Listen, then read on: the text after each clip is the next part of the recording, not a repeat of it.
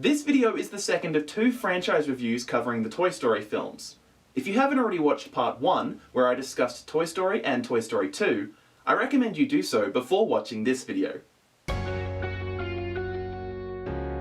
Throughout the 1980s, Pixar Animation Studios produced a handful of fully computer animated short films. In 1995, they went on to produce the first computer animated feature film, Toy Story. Toy Story is a film which transcends the time in which it was made. While computer animation has advanced considerably since the film's release, and certain aspects now seem slightly dated, its themes of friendship and loyalty remain timeless. Pixar released their second film, A Bug's Life, one of their more underrated offerings in my opinion, in 1998. The following year they returned to the world of Andy's Room with Toy Story 2. Given all the behind-the-scenes challenges, it's a miracle Toy Story 2 even got finished, let alone that it ended up being as good as it is. As I mentioned earlier, the sequel surpasses the original. While the franchise did eventually continue, fans would have to wait 11 years for Toy Story 3.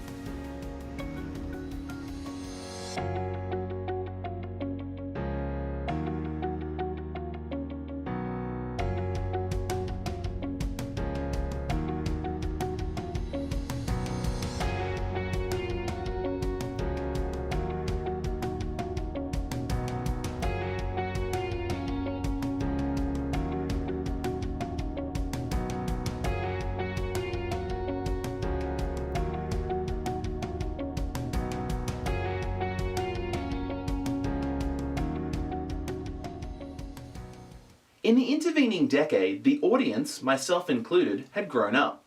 I was 6 when Toy Story 2 came out. By the time the third film was released, I was in college. Just to clarify, college in Australia is years 11 and 12. Arguably the film's greatest strength is the fact it embraces the passage of time, with Andy now 17 years old. John Morris, who had also grown up, returned once again to reprise the role. This film streamlines the core group of Andy's toys.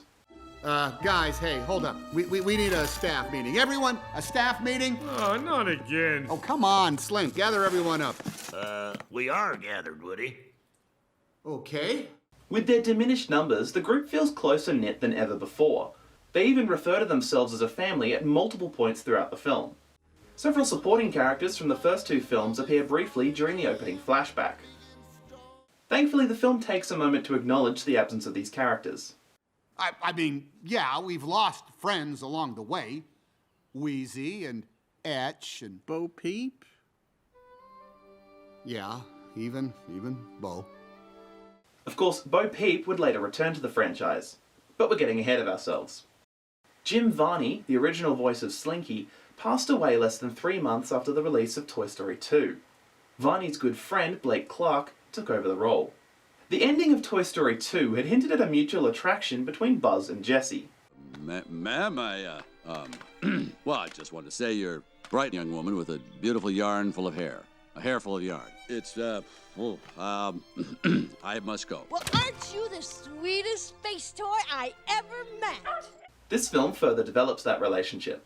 Buzz, mind if I squeeze in next to you? Yes. No.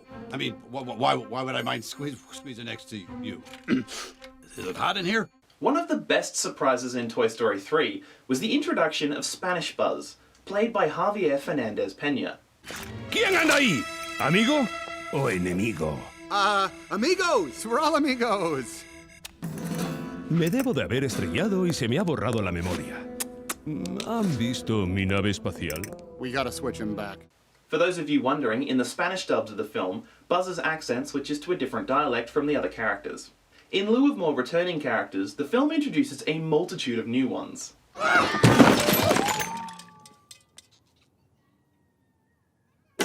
New toys! Sunnyside Daycare is home to the film's antagonist, a strawberry-scented teddy bear named Lotso Hugging Bear. Welcome to Sunnyside, folks. I'm Lotso Hugging Bear, but please call me Lotso. Buzz Lightyear, we come in. First thing you gotta know about me, I'm a hugger. The character was originally created for the first film. However, technical limitations meant the filmmakers couldn't get the fur right. An early version of Lotso does actually appear briefly in the first Toy Story, and even more briefly in Toy Story 2. Ned Beatty gives a great performance as Lotso, initially portraying him as kind and grandfatherly before revealing his true colours. One of the unexpected highlights of Toy Story 3 was Michael Keaton's flamboyant performance as Ken. Barbie, come with me. Live in my dream house. I know it's crazy. I know we just met. Ah, heck, you don't know me from G.I. Joe, but when I look at you, I feel like we were made for each other. This was Keaton's second Pixar character after playing Chick Hicks in Cars.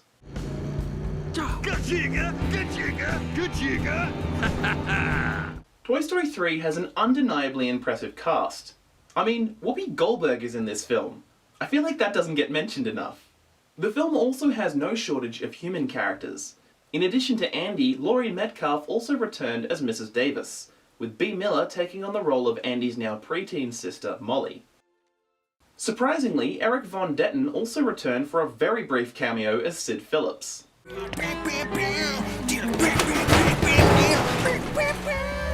Of course, the most significant new human character is Bonnie Anderson, voiced by Emily Hahn.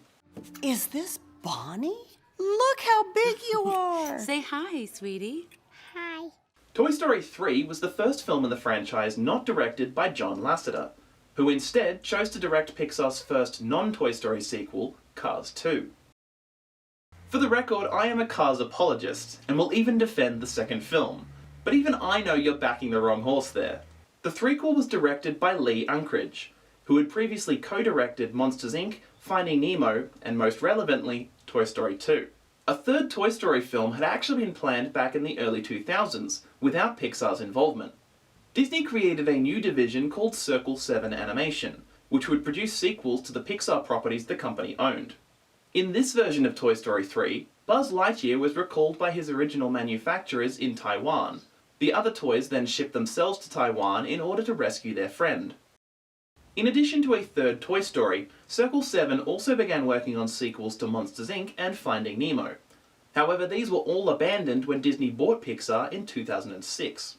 If you want to know more about this abandoned sequel, there are plenty of other YouTube videos covering it. Early on, the filmmakers discovered they couldn't simply reuse the assets they had created for the first two films, as advances in animation made the older models incompatible with newer software. Therefore, everything had to be rebuilt from scratch, which makes the aforementioned cameos more impressive. Toy Story 3 uses nostalgia very effectively. For example, the opening scene very deliberately calls back to the opening of the first film, with certain lines of dialogue being directly lifted. Can't touch me, Sheriff. I brought my attack dog with a built-in force field. You can't touch me, Sheriff. I brought my attack dog with a built-in force field. However, it isn't simply interested in cheap sentimentality.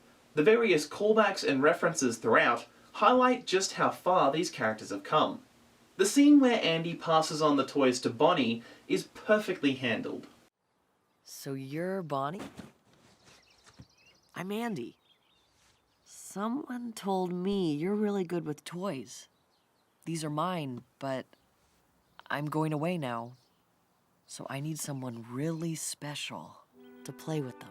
Andy's hesitance to part with Woody makes the act of handing him to Bonnie all the more meaningful, with Woody becoming the physical embodiment of the torch being passed. While the film is certainly family-friendly, it does occasionally test the limitations of its G rating. The film's home release bears the warning, "some scary scenes," which is pretty accurate. Personally, I think the scariest scenes in the film are those involving the monkey.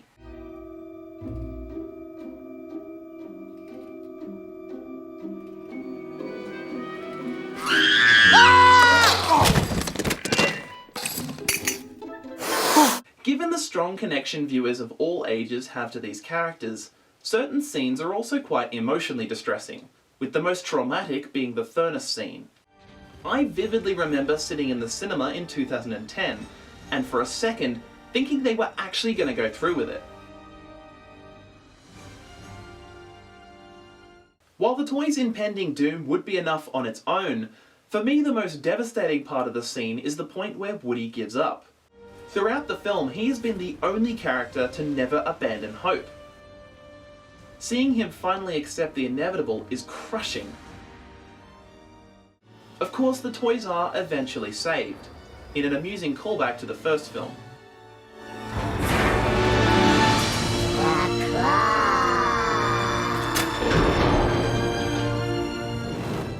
However, it's still an intense scene.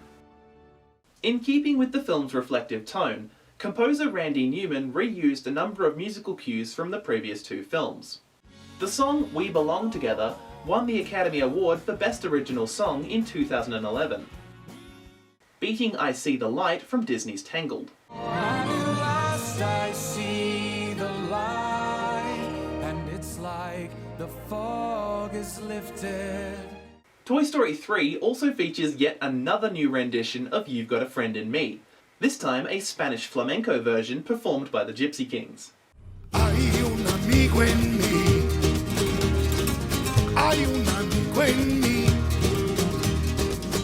The film includes numerous Easter eggs and references to other Pixar productions, including the cancelled film Newt, which was abandoned due to its similarities to Blue Sky Studios' Rio.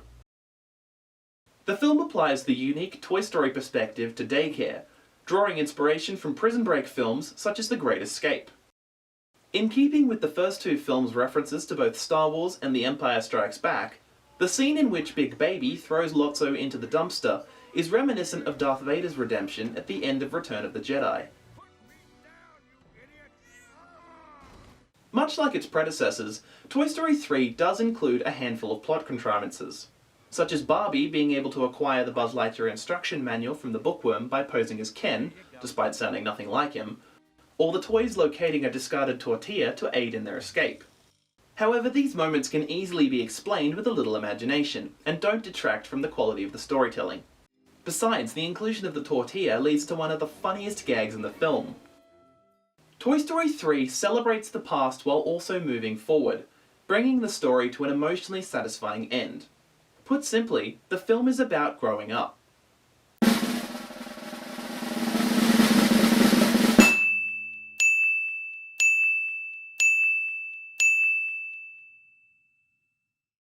Given Toy Story 3 capped off the trilogy so well, many were surprised in November 2014 when Disney officially announced Toy Story 4. The idea of a fourth Toy Story film had become a bit of a joke. The studio considers us a viable franchise. We're doing a sequel. The studio wants more. While they wait for Tom Hanks to make Toy Story 4. While the franchise had continued in the form of shorts and TV specials, very few people expected to see a fourth feature film. Many fans, myself included, greeted the news with caution. Thankfully, rather than undermining the poignant ending of Toy Story 3, the sequel actually built off it. The film takes place only a few years after the third, despite being released 9 years later. To make things even more confusing, the film opens with a flashback to 9 years ago, placing the scene 7 years before the events of Toy Story 3. Tom Hanks, Tim Allen, Wallace Shawn, John Ratzenberg, and Laurie Metcalf are the only cast members to appear in all 4 films as the same character. While Woody had arguably always been the franchise's main lead, Toy Story 4 is very much his film. He is clearly still struggling with the loss of Andy, particularly because Bonnie doesn't need him the same way Andy had. Woody no longer has a clear sense of purpose. Don't get me wrong, you still feel good about it, but then somehow you find yourself, after all those years, sitting in a closet, just feeling... Useless? Yeah, Your purpose fulfilled? exactly. Interestingly, in Bonnie's room, he is no longer at the top of the hierarchy. We're on! Bonnie's done with breakfast. Any minute now. You hear that? Any minute now. Wind him if you got him. Keep your batteries clean, your joints unlocked. Thanks, Woody. I got it. Yes, I'm sorry. You're right. For some reason, this film kind of dumbed down Buzz Lightyear. That little voice inside me would never leave me alone if I gave up. Huh. Who do you think it is? Who? The voice inside of you. Who do you think it is? Me? You know, my conscience? The character is a far cry from the confident leader seen in Toy Story 2. Woody once risked his life to save me. I couldn't call myself his friend if I weren't willing to do the same. So who's with me? Why isn't Woody back yet? Well, do you think he's lost? Buzz, what do we do? What do we do, Buzz? Buzz, what do we do? well, what do we do, Buzz? I, what do we do, Buzz? Buzz, Buzz. What would Woody do? Jump out of a moving vehicle. What would Woody do? Don Rickles, the voice of Mr. Potato Head, passed away in 2017, before recording any of his lines for Toy Story 4. At the request of his family, the filmmakers used old recordings to give the character a presence in the film. I know that was you, Potato Head. Mr. Potato Head only has 4 lines in Toy Story 4.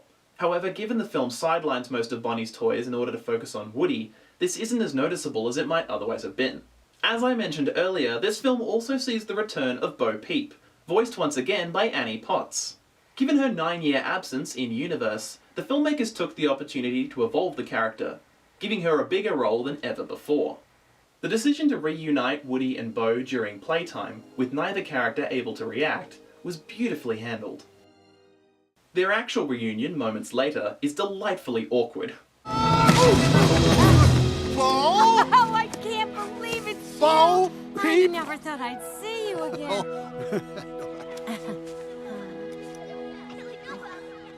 Of course, the film also introduces several new characters, such as Ducky and Bunny, voiced by comedy duo Keegan-Michael Key and Jordan Peele, as well as Keanu Reeves as Duke Kaboom, Canada's greatest stuntman. Huh. Oh yeah. Huh. Huh. Yes. Huh? He's posing. Huh. Duke, we need Hold on, one more. Oh yeah. These characters steal almost every scene they are in. Are you kidding me? Move over. You move over. Quit pushing me. Stop. Oh my maker. That sheep has 3 heads. No. What? No. All 6 eyes just looked into my soul. Don't have nightmares. After seeing the first teaser trailer for the film, I didn't think I was going to like the character of Forky. I thought he'd be an annoying and completely unnecessary addition. However, he ended up becoming one of my favourite characters. Tony Hale's performance brings more depth to the character than I'd expected, while also being genuinely funny. Forky, listen to me very carefully. This is important. Tell Buzz to get the RV to the merry-go-round. You understand? Absolutely. What is a merry-go-round? The spinning ride with lights and horses. Oh, you mean a carousel? Yes, yeah, a carousel. Yes, meet me at the carousel. Got it. Unlike the first 3 films, Toy Story 4 doesn't have a villain in the traditional sense. The film's antagonist is an old pull-string doll named Gabby Gabby. Christina Hendricks gives a fantastically layered performance, straddling the line between sweet and threatening. Oh, the store's about to open. Don't worry, we'll take you where no one will see us. Oh, no, we can't stay. Yes, you can.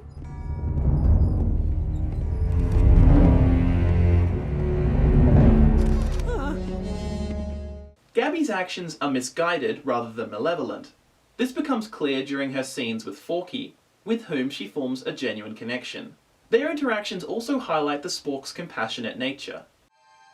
When my voice box is fixed, I'll finally get my chance.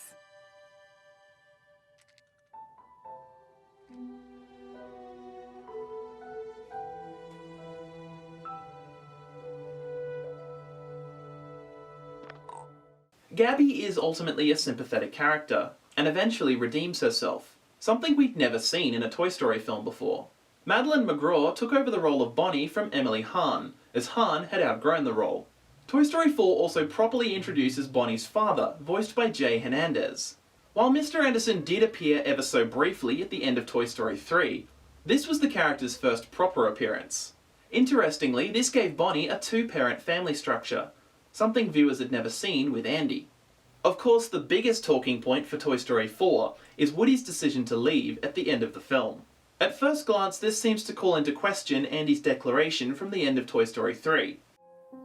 But the thing that makes Woody special is he'll never give up on you. Ever.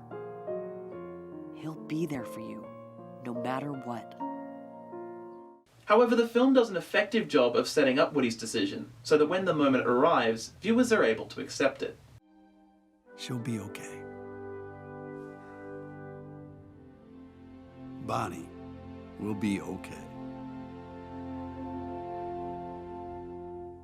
The film's marketing began laying the groundwork by using the Beach Boys' God Only Knows in the trailer. If you should ever leave me. You know, You've handled this lost toy life better than I could. Open your eyes, Woody. There's plenty of kids out there. Sometimes change can be good. You can't teach this old toy new tricks. You'd be surprised. The decision is not entirely out of character either. Let's not forget Woody was prepared to leave Andy back in Toy Story 2. Woody, you're in danger here. We need to leave now. Al's selling you to a toy museum in Japan. I know. It's okay, Buzz. I actually want to go. What? Are you crazy? The simple truth is, people change over time. Throughout the first two films, the relationship between Woody and Bo was clearly romantic in nature, or at the very least flirtatious. What do you say I get someone else to watch the sheep tonight? Hell yeah. Remember, I'm just a couple of blocks away. However, Toy Story 4 highlights the true depth of their feelings for one another. Toy Story 4 was directed by Josh Cooley. This was his first time directing a feature film. However, his inexperience doesn't show. The film looks incredibly cinematic. The previous three films were all produced in the 16:9 aspect ratio. However, the fourth uses the wider 21:9. Toy Story 4 is easily the best looking film in the franchise. The animation on display is simply incredible. Just comparing something as simple as rain, it's impressive to see just how far the franchise had come. Despite advances in animation, the Toy Story films have always had a pretty consistent look. Bo Peep is probably the biggest exception, with her design in Toy Story 4 being noticeably more detailed and expressive than her earlier appearances. This redesign was likely due to her more prominent role. Randy Newman again reused a number of musical cues from the previous films, particularly character themes. However, he also composed a number of movingly emotional pieces for this film.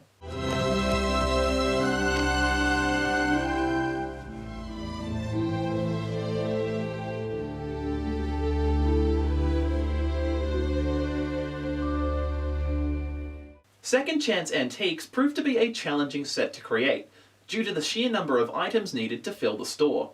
The filmmakers took the opportunity to include numerous Easter eggs and references to previous productions. The character of Tinny first appeared in the short film Tin Toy, which served as the inspiration for the original Toy Story. Tinny was originally going to be the film's main protagonist, until the story was heavily reworked. Shortly after reuniting with Bo, Woody encounters 3 Combat Carl action figures. Bo, I need to get back to my kid. What? You got a kid? Yeah? Way to beat the odds, soldier. Meet you at the playground, Pete. Combat Carl's got a piñata party to crash. All right, move out. Hut, hut, hut, hut, hut. The toy Sid blew up in the first film was also a Combat Carl. Hit the dirt!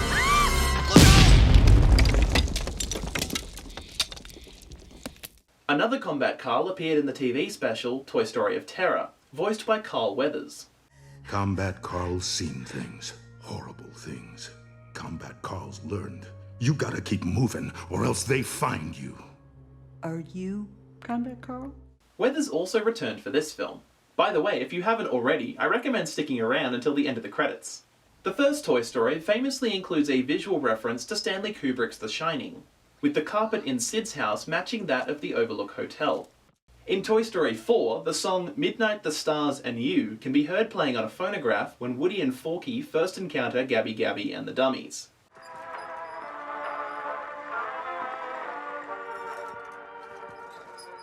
The song also features prominently in the iconic horror film. Toy Story 4 does include a very subtle Star Wars reference. One scene features an Obi-Wan Kenobi figure disarming a Pondo Baba figure, just as he did in the Mos Eisley Cantina. This film does push viewers' suspension of disbelief regarding the toy's activities to their limits. Recalculating! Take a right! What? Right? Right turn ahead! Huh. Does the GPS sound funny to you? Honey, it's fine. Just drive. Thought it sounded funny. Another right! Right! Take another right! Another right? Really? Turn right! No! Turn right! Toy Story 3 brought the trilogy to an end. Toy Story 4 serves more as an epilogue.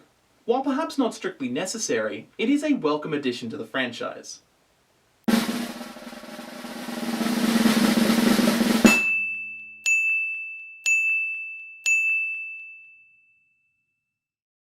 The franchise has continued to expand, with new content appearing on Disney+. However, at this point, a fifth film seems unlikely. Though to be fair, that's exactly what we thought about the fourth. If the success of Toy Story 4, released 24 years after the original, proves anything, it's that there is a reason people of all ages continue to connect with these films. All four represent the gold standard of both animation and family entertainment. I grew up watching the Toy Story films. Suffice it to say, this franchise and these characters will always have a friend in me. As always, I'd love to hear your thoughts in the comments. Let me know which of these two films is your favourite and why. If you liked this video, why not give it a thumbs up? Maybe share it with a friend. Or an enemy. Either way, be sure to subscribe and turn on notifications to see more content here on Channel 73.